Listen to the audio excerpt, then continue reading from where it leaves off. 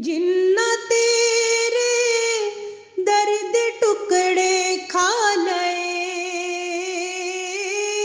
جنہ تیرے درد ٹکڑے کھا لئے، گل کر دینے عرشوں پار دی، گل کر دینے عرشوں پار دی، گل کر دینے عرشوں پار دی۔ بسم اللہ الرحمن الرحیم۔ یوٹیوب کے نوائے جاوید چینل پر جاوید القادری اپنے معزز سامعین و ناظرین، بہن بھائیوں اور بچے بچیوں کی خدمت میں سلام عرض کرتا ہے۔ معزز سامعین و ناظرین، ہماری گفتگو مقام مصطفی صلی اللہ علیہ وسلم کے حوالے سے چل رہی ہے، اور ہم گفتگو اس بات پر کر رہے تھے کہ رب العزت نے جملہ کائنات ارض و سما اپنے محبوب صلی اللہ علیہ وسلم کے لیے پیدا کی ہے، اور پھر آپ صلی اللہ علیہ وسلم کے لیے اسے مسخر بھی کر دیا ہے، اسے آپ صلی اللہ علیہ وسلم کی تابع کر دیا ہے۔ تو اس میں تو کوئی شک ہی نہیں، اور اس کا استنباط ہم نے کلام پاک کی اس آیت سے کیا جس میں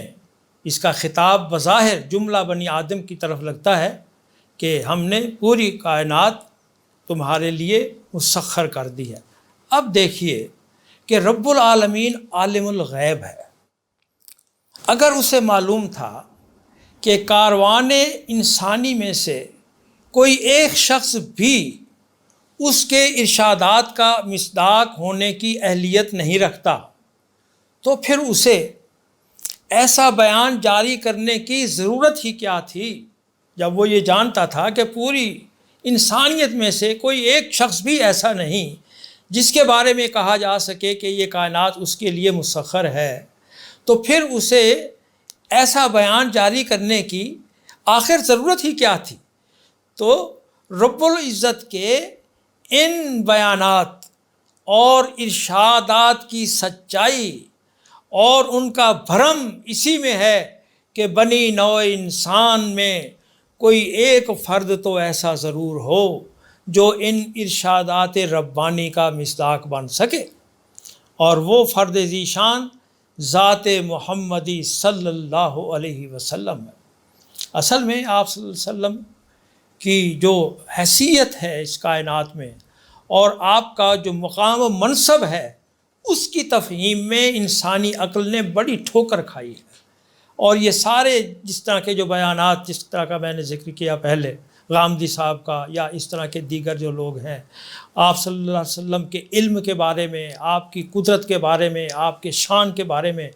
یہ لوگ جو عقیدے رکھتے ہیں اور جس انداز سے بیان کرتے ہیں، تو ان کے نزدیک تو رسول بس ایک بشر ہے جسے اللہ رب العزت نے اس مقصد کے لیے منتخب کر لیا کہ وہ اللہ کا کلام اور اس کا جو بیان ہے وہ انسانوں تک پہنچائے۔ اس کے علاوہ اس سے ماورا کوئی حیثیت یہ عقل نادان تسلیم کرنے پر تسلیم نہیں۔ حالانکہ حقیقت یہ ہے کہ ذات محمدی صلی اللہ علیہ وسلم ذات خداوندی پر دلیل ہے۔ آپ صلی اللہ علیہ وسلم کی رسالت رب تعالیٰ کی توحید پر دلیل ہے۔ اسی طرح آپ صلی اللہ علیہ وسلم کی صفات الہی پر دلیل ہیں، اور جہاں جہاں رب کی توحید کو منکرین کا سامنا ہوتا ہے، ذات محمدی، رسالت محمدی اس پر دلیل بن کر سامنے آتی ہے۔ جہاں جہاں وجود باری تعالیٰ کے عقیدے کو معاندین حق کا سامنا ہوا، ذات مصطفی بنفس نفیس وجود باری تعالیٰ پر دلیل بن کر سامنے آ گئی، اور جہاں جہاں اور جب رب العزت کے علم کو منکرین کا سامنا ہوا، علم مصطفی، علم خداوندی پر دلیل بن کر سامنے آ گیا۔ اسی طرح جب بھی رب تعالیٰ کی شان قدرت کے عقیدے کو منکرین کا سامنا ہوا تو تصرف و اختیار مصطفی دلیل بن کر سامنے آ گیا۔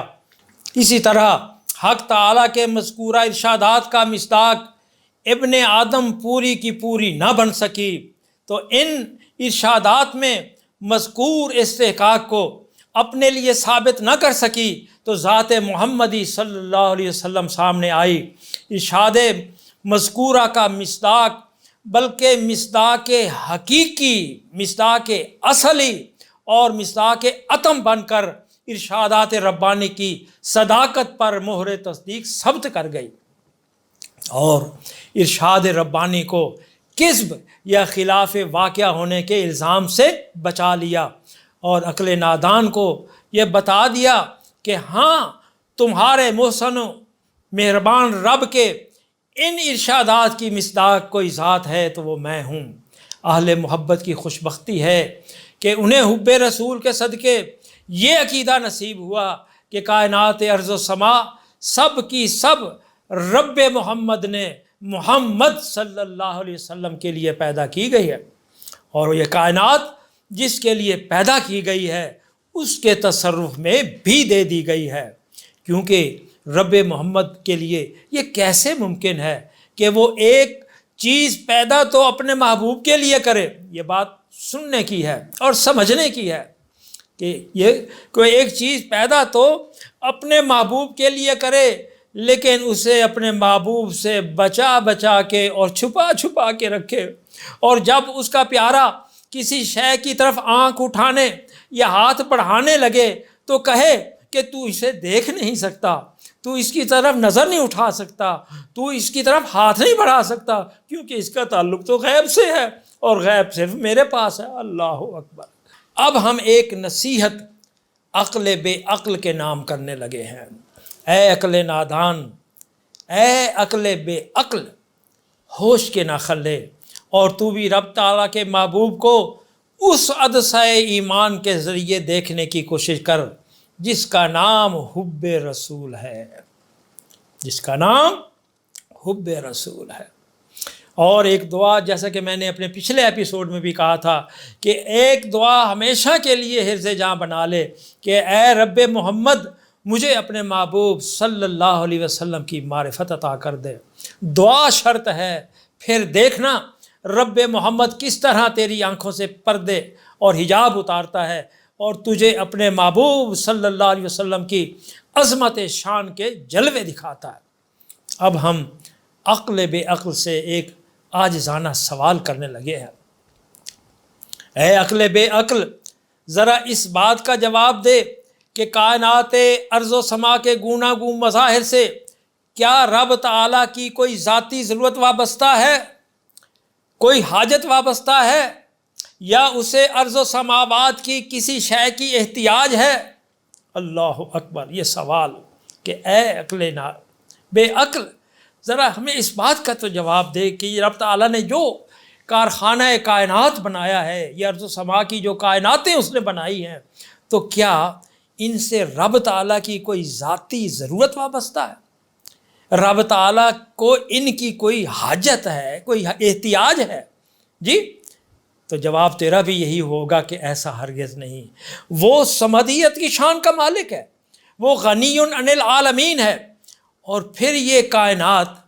ارض و سما کی یہ بے مقصد بھی پیدا نہیں کی گئی، جیسا کہ قرآن سے ثابت ہے، تو پھر یہ مان لینے میں آخر کیا حرج ہے کہ کائنات ارض و سما کی بساط اس نے اپنے محبوب صلی اللہ علیہ وسلم کے لیے بچھائی۔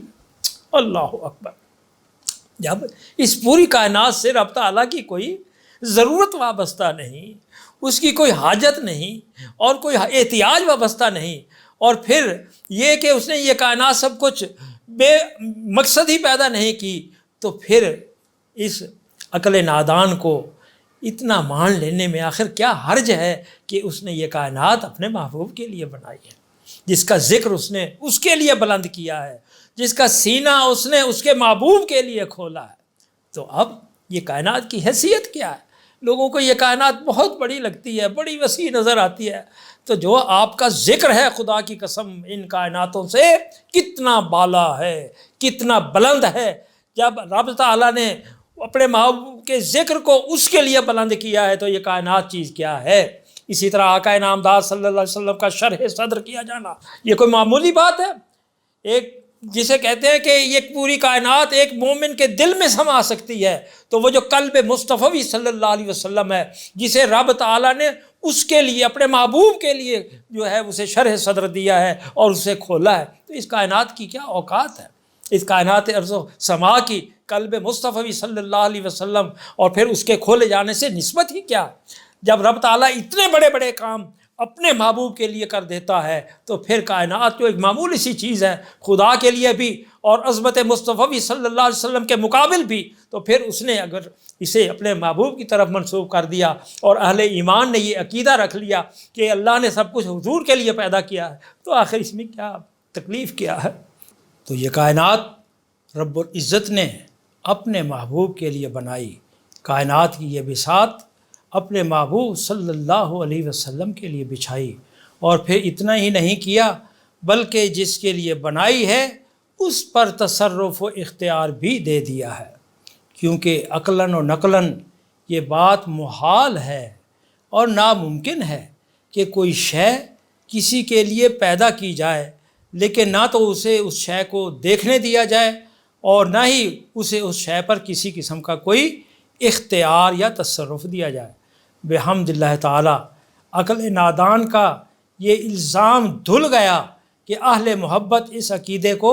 قرآن سے ثابت نہیں کر سکتے اور اس عقیدے کے اس بات میں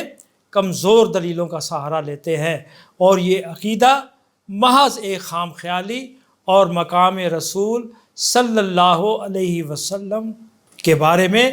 محض حسن ظن اور مبالغہ اور غلو کے علاوہ کچھ نہیں۔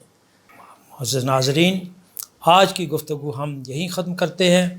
آپ سے حسب سابق یہی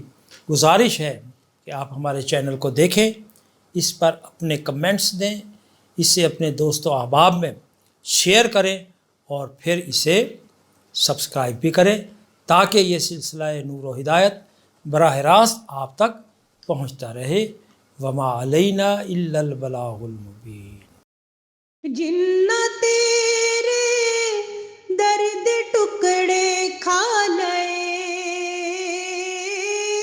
جنہ تیرے